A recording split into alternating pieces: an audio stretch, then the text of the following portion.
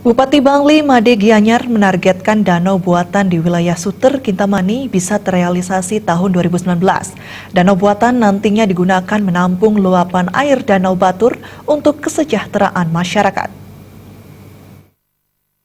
Bupati Bangli Made Gianyar mengatakan pembangunan danau buatan menggunakan anggaran dana 15 miliar rupiah. Danau buatan tersebut dibangun sebagai salah satu solusi mengatasi meluapnya air Danau Batur. Danau buatan nantinya akan dimanfaatkan untuk menampung luapan air Danau Batur yang akan diangkat menggunakan teknologi mesin. Sehingga air tersebut bisa dimanfaatkan oleh wilayah yang selama ini mengalami kekurangan air, seperti di Suter, Landi, Pengotan, dan sekitarnya. Ya target ya 2019 ini sudah selesai, tapi pengolahan ke air bakunya kita 2020. Karena kan baru naik aja, nanti akan diolah lagi, air itu kan tidak siap untuk dikonsumsi. Nah, sehingga nanti perlu diolah lagi dengan teknologi, dengan mesin. Kayaknya ya memang harus itu dilakukan.